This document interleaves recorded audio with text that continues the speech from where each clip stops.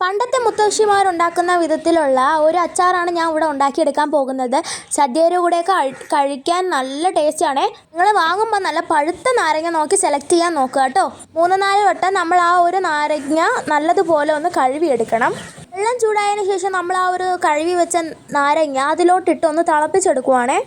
നാരങ്ങ പൊട്ടിപ്പോവാതെ സൂക്ഷിക്കണം കേട്ടോ വേവിക്കുമ്പം. അങ്ങനെ നമ്മൾ വേവിച്ചെടുത്ത ആ ഒരു നാരങ്ങ നമ്മൾ പീസായിട്ട് മുറിച്ചിട്ട് ഒരു ബൗളിലോട്ട് ഇട്ട് കൊടുക്കുവാണേ. ഈ ഒരു സ്റ്റേജിൽ നിങ്ങൾക്ക് അച്ചാറിടാവുന്നതാണ്. അതുകൊണ്ട് തന്നെ നമ്മൾ പണ്ടത്തെ ഒരു സ്റ്റൈല് അച്ചാർ ഇടാമെന്ന് വിചാരിച്ചു. അങ്ങനെ നമ്മൾ ഒരു ബൗളിലോട്ട് ഇടുവാണ് കേട്ടോ എല്ലാം കൂടെ.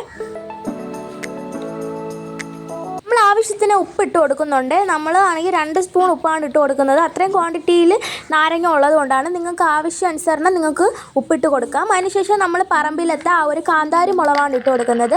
കാന്താരി ഉപ്പിലിടുന്ന വീഡിയോ ഒക്കെ ഞാനാണെങ്കിൽ എൻ്റെ യൂട്യൂബ് ചാനലിൽ കൊടുത്തിട്ടുണ്ട്. കാണാൻ താല്പര്യമുള്ളവർ പോയി കാണാൻ മറക്കല്ലേ. അപ്പോൾ നമ്മളങ്ങനെ ഗ്ലാസ് ബൗളിലാണെങ്കിൽ എല്ലാം നമ്മൾ വാരിയിടുന്നുണ്ട്. നമ്മൾ പിറ്റേ ദിവസമാണ് അച്ചാറിടാമെന്ന് ഉദ്ദേശിച്ചത്. അതുകൊണ്ട് തന്നെ നമ്മൾ കട്ടക്കായമാണ് ഇട്ടിട്ടുള്ളത്. അപ്പം തന്നെ അച്ചാർ വയ്ക്കണമെന്നുള്ളവർക്ക് പൊടി ഉപയോഗിക്കാം.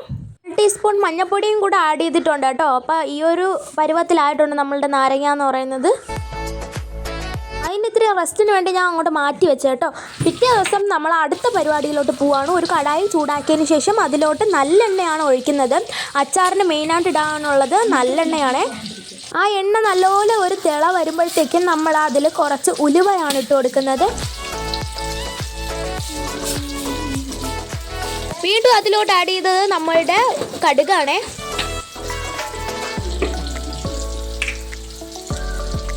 അടുത്തതായിട്ട് ഞാൻ ഇടാൻ പോകുന്ന ഒരു സംഭവമാണ് ഈ ഒരു അച്ചാറിന് ഏറ്റവും ടേസ്റ്റ് കൂടുന്നത്.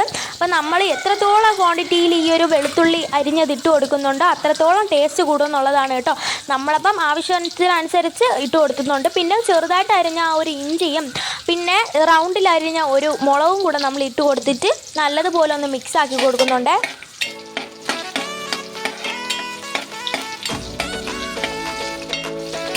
നമ്മൾ കറിവേപ്പിലയും കൂടെ ഇട്ട് കൊടുക്കുന്നുണ്ട്. കറിവേപ്പിലയും കൂടെ എണ്ണ പിടിക്കാൻ വേണ്ടിയിട്ട് നമ്മൾ ഇത്തിരി കൂടെ ഒന്ന് മിക്സ് ആക്കി കൊടുക്കണം.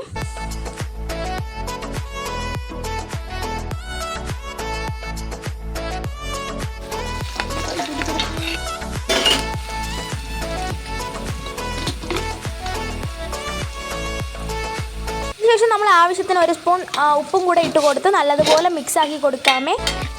നിങ്ങൾക്കിപ്പോൾ തോന്നിക്കാണും നമ്മൾ ഇട്ട ഉപ്പ് കൂടിപ്പോയെന്ന്. പക്ഷെ അങ്ങനെയൊന്നും അല്ല. 2-3 ദിവസം റെസ്റ്റിന് വയ്ക്കുമ്പോഴത്തേക്കും അതിൽ ഉപ്പൊക്കെ പിടിച്ച് പാകമായി വരും. അതിനുശേഷം നമ്മൾ എരിവിന് വേണ്ടിയിട്ടുള്ള 4 ടീസ്പൂൺ മുളകാണ് ഇടുന്നത് കേട്ടോ. ഒന്നുകിൽ നിങ്ങൾ ഫ്ലെയിം അണച്ച് വയ്ക്കുക, അല്ലെങ്കിൽ നമ്മൾ ചെറുതായിട്ടൊന്ന് ലോ ഫ്ലെയിമിൽ ഇട്ടിട്ട് ചെയ്യുകയോ വല്ലതും ചെയ്യണം കേട്ടോ. അല്ലെങ്കിൽ കരിഞ്ഞു പോകാൻ സാധ്യത ഉള്ളതുകൊണ്ടാണ് നമ്മളെന്താ അത് ഇടാത്തത്. അതിനുശേഷം നമ്മൾ റെസ്റ്റിന് വെച്ചിട്ടുള്ള ആ ഒരു നാരങ്ങ എടുക്കുന്നുണ്ട്.